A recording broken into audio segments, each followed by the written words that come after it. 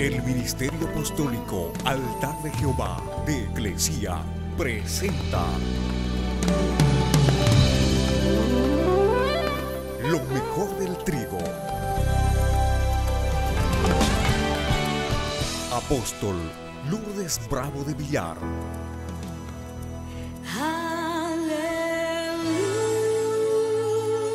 Nuestra conferencia titula Un enojo legítimo. Marcos 11:17 dice: mi casa será llamada casa de oración para todas las naciones, mas ustedes la han hecho, la han convertido, la han familiarizado con una cueva de ladrones. ¿Qué es enojo? Es una mezcla indeterminada e incontrolable de sensaciones. Las emociones son reacciones de nuestro cuerpo por distintas experiencias.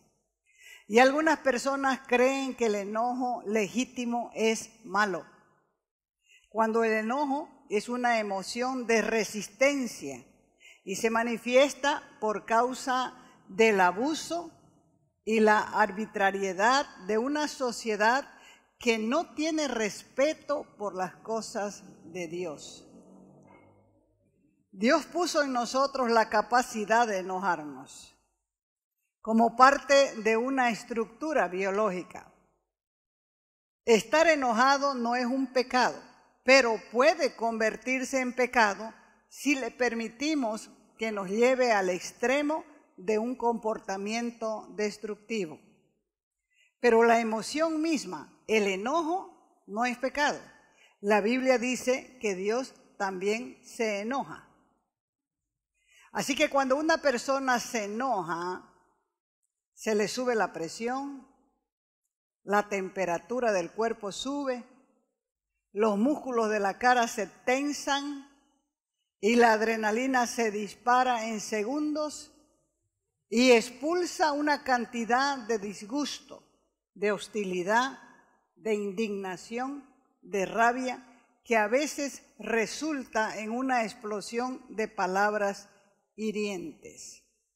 Generalmente todos nos enojamos cuando algo nos frustra, cuando hay una amenaza a nuestra integridad física o a nuestro honor o reputación.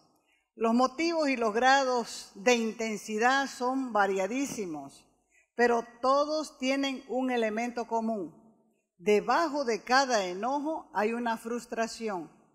Lo que no todos saben es que la función principal del enojo es darnos energía para enfrentar las dificultades que producen los fracasos, el desengaño y la desilusión. ¿Cuántos se han enojado? Todos.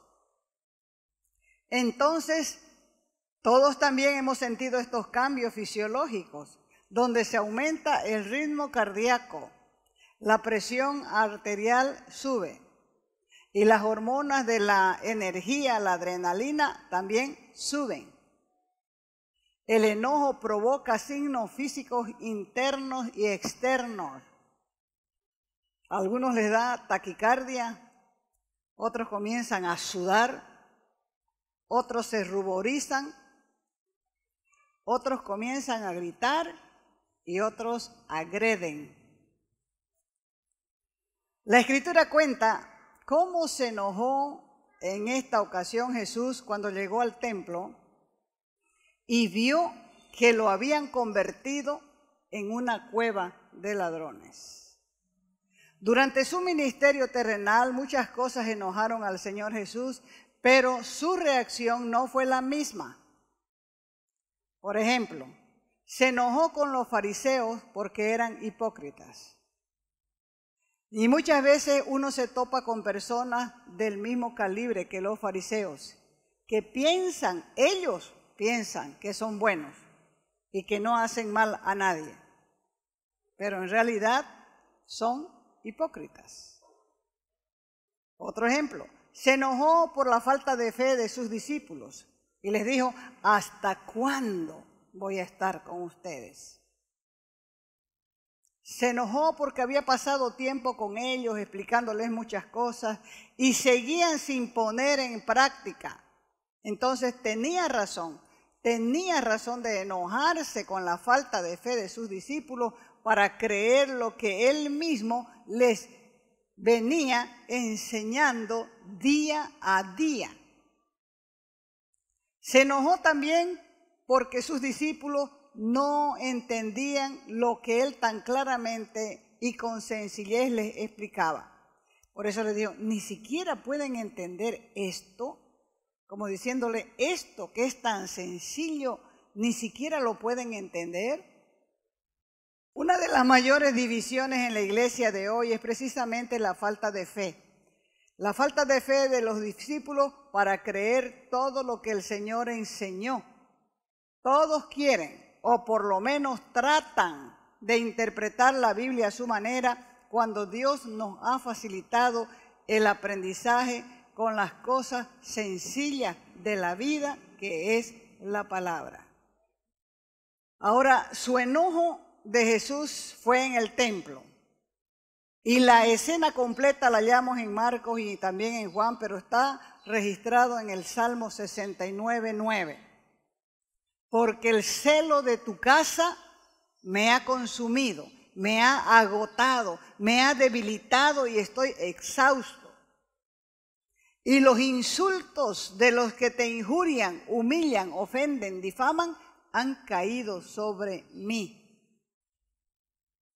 Juan capítulo 2, verso del 13 al 17. Dice, la Pascua de los judíos estaba cerca y Jesús subió a Jerusalén. En el templo se topó con los que vendían bueyes, ovejas, palomas, y también se topó con los que cambiaban dinero allí. Sentaditos estaban cambiando dinero. Y haciendo un látigo de cuerdas, echó a todos fuera del templo, con sus ovejas, con sus bueyes, desparramó las monedas de los que cambiaban el dinero, volcó sus mesas, y a los que vendían palomas les dijo, quiten esto de aquí, no hagan de la casa de mi padre una casa de comercio o una casa de ladrones. Y sus discípulos se acordaron de lo que estaba escrito, el celo por tu casa me consume. ¿Dónde estaba escrito? Ya les dije, Salmo 69:9. Porque el celo de tu casa me ha consumido, me ha agotado, me ha debilitado, estoy exhausto. Y los insultos de los que te injurian, humillan, ofenden y difaman han caído sobre mí. La Escritura dice que Jesús era un hombre manso, pero se enojó cuando vio el negocio en el templo, en la casa de su padre, que había sido diseñada para ser casa de oración para todas las naciones. ¿Cómo se sentirá ahora que la tierra de su nacimiento, Jerusalén, se ha convertido en un solo comercio, donde venden de todo? Venden agua del Jordán, barro del Mar Muerto, túnicas para bautizarse en el Jordán.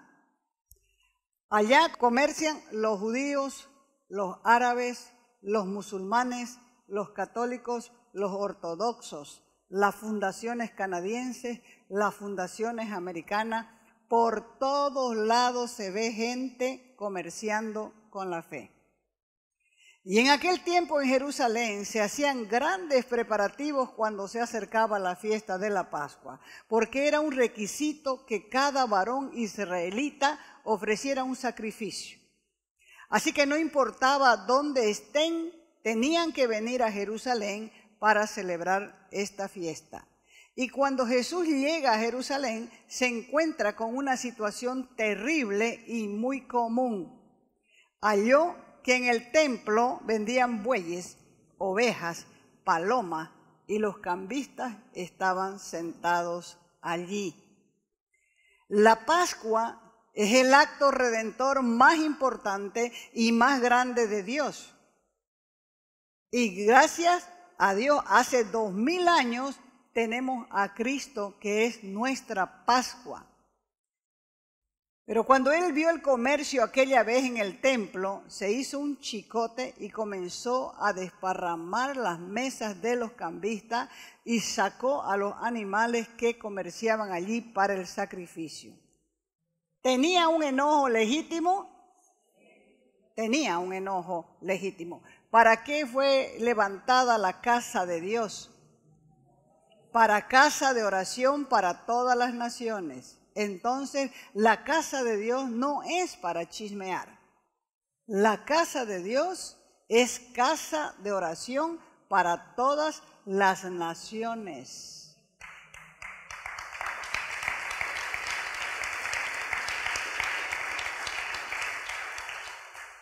Jesús tenía un enojo legítimo justificado por el negocio de las cosas santas. Esto no muchos lo entienden. Solo aquellos que aman a Dios de una manera excepcional, de una manera especial, y ven el abuso que cometen hoy los nuevos mercaderes del templo, no solo en Israel, sino en todas partes del mundo. ¿Por qué razón había gente que vendía animales en el templo? ¿Por qué habían cambistas en el templo? ¿Quiénes eran unos y quiénes eran otros? Esto que hizo Jesús en aquella ocasión es bien importante porque lo hizo al iniciar su ministerio. Una limpieza en el templo la llevó a cabo en 2 ocasiones. Y esta que hace aquí es algo que estaba profetizado y es algo que él tenía que llevar a cabo. Dice la Escritura que a los 12 años llevaron a Jesús al templo. O sea que desde los 12 años él estaba mirando lo que estaba haciendo el pueblo de Dios. ¿Y cuándo empezó su ministerio? A los 30 años. ¿Cuántos años se aguantó?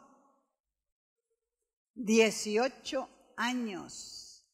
18 años estuvo mirando este abuso que se cometía con la casa de Dios. Malaquías 3, del verso 1 al 3, dice: He aquí, yo envío mi mensajero, el cual preparará el camino delante de mí. Y vendrá súbitamente a su templo el Señor, a quien ustedes buscan, y el ángel del pacto, a quienes ustedes desean. He aquí viene, ha dicho Jehová de los ejércitos. Ahora, ¿quién podrá soportar el tiempo de su venida? ¿O quién podrá estar de pie o en pie cuando Él se manifieste? Porque Él es como fuego purificador y como jabón de lavadores, y se sentará para afinar, para limpiar, así como se limpia la plata, porque limpiará a los hijos de Leví, los afinará como a oro y como a plata, y traerán a Jehová ofrenda de justicia. La plata cuesta limpiarla, hermanos. Si usted deja ahí un objeto de plata, comienza a hacerse negro. Pero después, para limpiar esa plata, usted tiene que bregar así. Y tiene que limpiar con mucha fuerza, porque si no, jamás la volverá a ver como fue al principio, brillante. Con esta profecía podemos entender un poco de la magnitud de lo que estaba ocurriendo, de lo que iba a pasar precisamente ahí en el templo de Jerusalén. Dice la Escritura que nuestro Señor Jesucristo llegaría al templo, ¿para qué? Para limpiar su casa. Vendría a ser una limpieza fuerte el Señor, porque había mucha suciedad. Estaba todo contaminado, tanto los sacerdotes como el pueblo.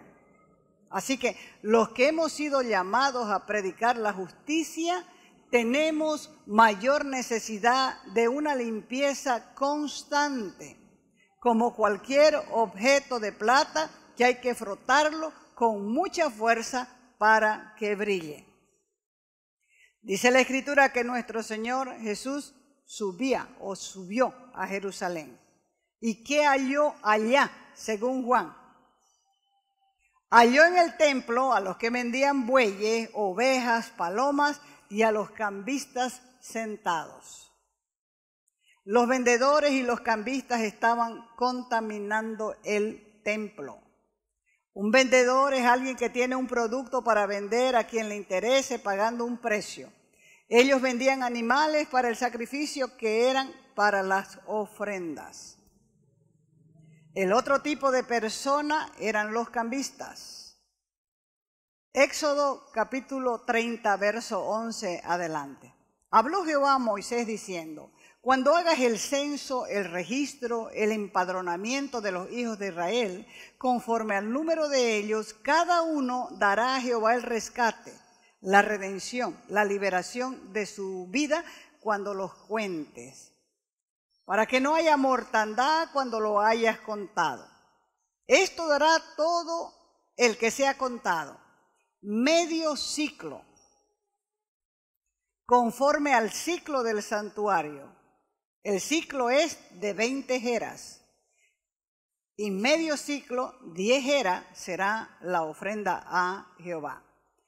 Todo el que sea contado de 20 años para arriba dará la ofrenda a Jehová. Ni el rico aumentará, pagará más, ni el pobre disminuirá, pagará menos. Es medio ciclo, 10 jeras. Así está establecido por persona cuando den la ofrenda a Jehová para hacer expiación, para hacer un pago, para hacer una compensación por sus vidas. Y tomarás de los hijos de Israel el dinero de las expiaciones y lo darás para el servicio, para asistencia, para apoyo del tabernáculo de reunión. Y será como un recordatorio a los hijos de Israel delante de Jehová para hacer expiación, pago, compensación por sus vidas. Ahí estaban los cambistas y ahí estaban los comerciantes. Dios estableció desde Moisés todas las leyes que tenían que ver con el pueblo. Y les está diciendo que todos los que vayan al templo para la remisión de pecados, para la fiesta de la Pascua, necesitan llevar una cantidad de dinero. ¿Cuánto tenían que llevar? ¿Qué traían entonces los israelitas a Jerusalén? Traían monedas romanas con la imagen del César. Eso es lo que traían ellos.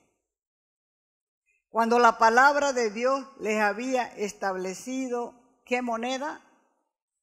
Ciclo. Pero a ellos se les hizo fácil cambiar su moneda en el templo. Ya no la traían. La orden era traerla. Es como si vos vas a viajar a Estados Unidos, la moneda de Estados Unidos es el dólar americano, te vas a Estados Unidos y si no has previsto los dólares que vas a llevar, vas a tener problemas. No vas a tener ni para tu taxi. Así que tenés que comprar tus dólares aquí para viajar a un país donde se usan dólares. Porque si cambias allá, la casa de cambio te va a ganar un porcentaje mayor por el cambio. Ahora pensemos un momento en esto. Dios establece el ciclo como moneda y comienzan a llegar los israelitas con su moneda con la imagen de César. Ahora, ¿qué crees que siente o piensa Dios? ¿Crees que va a aceptar esa moneda? No la va a aceptar, la va a rechazar. Ese enojo se vuelca a los cambistas que le están ganando al pueblo precisamente porque ellos habían desobedecido la orden de Dios y estaban pasando una orden. La Escritura dice, ninguno se presentará delante de mí con las manos vacías. Los cambistas también eran conocidos como los hombres de la mesa. Estos hombres eran los que estaban sentados en el banco, en un banco con su mesa. De ahí nace el nombre de los bancos, porque estos hombres vivían sentados en el banco para hacer sus transacciones. Pensemos de nuevo, ¿qué banco, qué banquero, qué cambista no recibe un beneficio por una transacción? Cuando se saca dinero prestado del banco, uno termina pagando el doble, el triple, porque ninguno le va a decir, está bien, quiere usted un préstamo, ya, le voy a prestar sin interés y me lo paga cuando pueda. Si traes tus dólares al banco y los quieres vender, el banco te los va a recibir a un precio menor. Y si quieres comprar, te los va a vender a un precio mayor. Y en las dos transacciones te va a ganar. Esto viene funcionando así siglos. ¿Qué significa esto? El pueblo de Dios estaba llegando a ofrecer a Dios su ofrenda y los cambistas estaban lucrando, llevándose una tajada de lo que era para Dios. Por eso Jesús dice que el templo de Dios, donde vendían palomas, ovejas y habían cambistas, Dios, quiten esto de aquí y no hagan de la casa de mi Padre una casa de mercado. Mira tu templo ahora, tu templo personal. Ahora vos sos el templo de Dios. Tu templo necesita limpieza, está lleno de excrementos de animales. Tu templo es tu vida y se ha convertido en una cueva de ladrones. ¿Sabe qué dice Dios? Endereza tu camino y cambia tu actitud, porque tu actitud me enoja.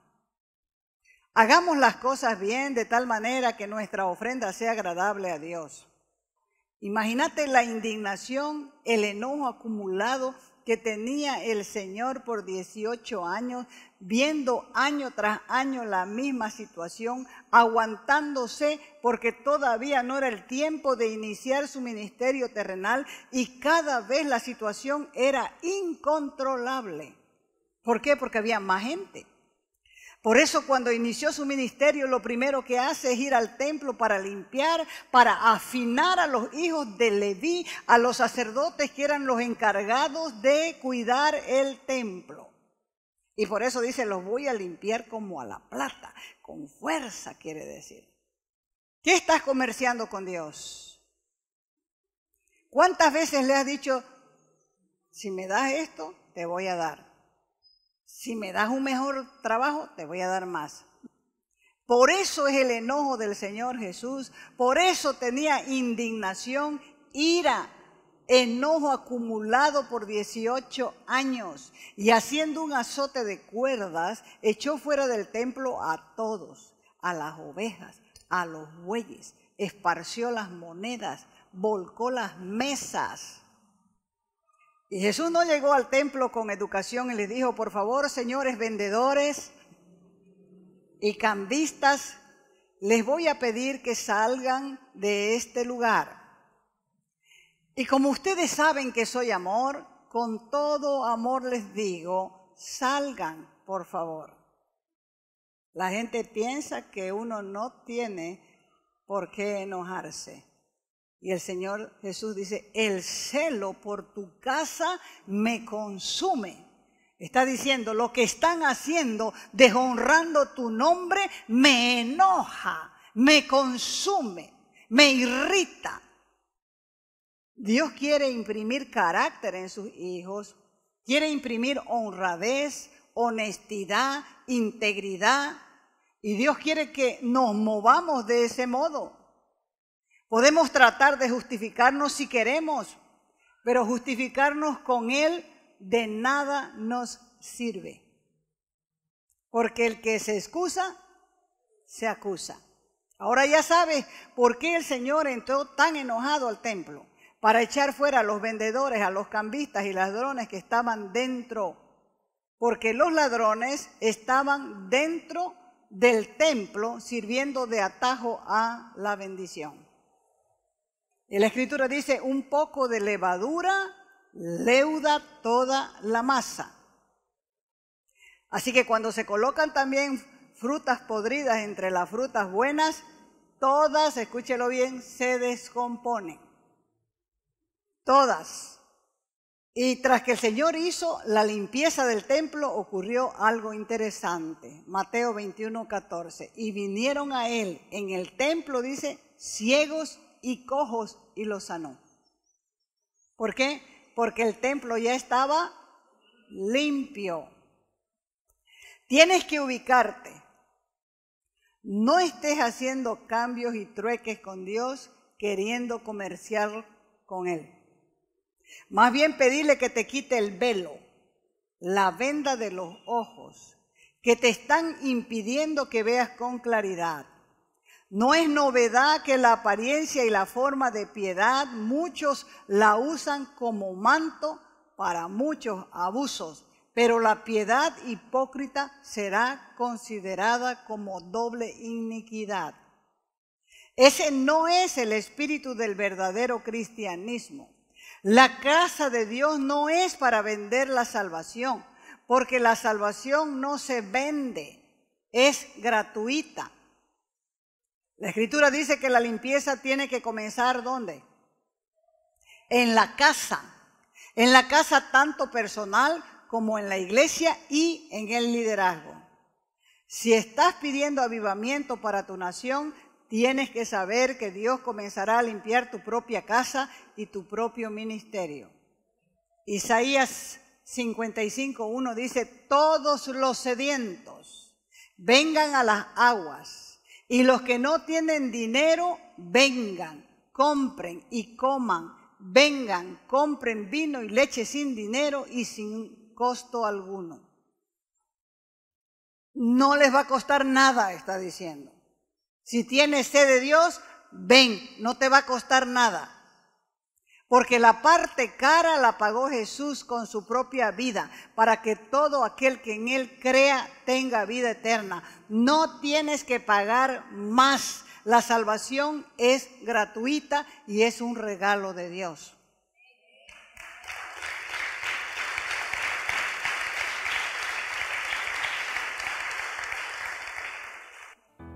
Pónganse de pie, hermanos. ¿Cuántos creen que tienen una deuda con Dios? Páguenla ahora. No estamos hablando en monetario. Estamos hablando en confesión. Páguenla ahora. Sean sabios. Con Dios hay que tener las cuentas cortas. Las que viene la convicción, ese momento hay que aprovechar. Si quiere puede repetir conmigo esta oración. Dígale gracias Dios por el poder de tu sangre, por tu palabra y por tu Espíritu Santo. Yo necesito entender mejor la sangre. Necesito una revelación de la cruz, una revelación personal, para que me haga tener celo por tus cosas, celo santo.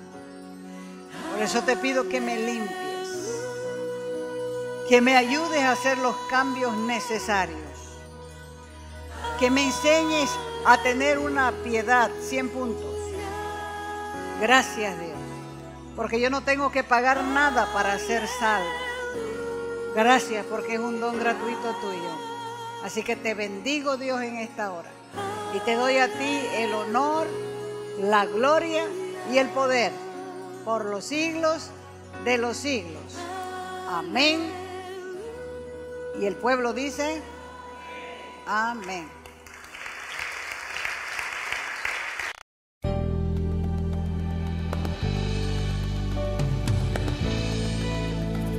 Te invitamos a nuestras conferencias los días viernes, sábados y domingos a las 20 horas y el domingo a las 10 de la mañana. Calle Nicolás Suárez, esquina Félix Pinto,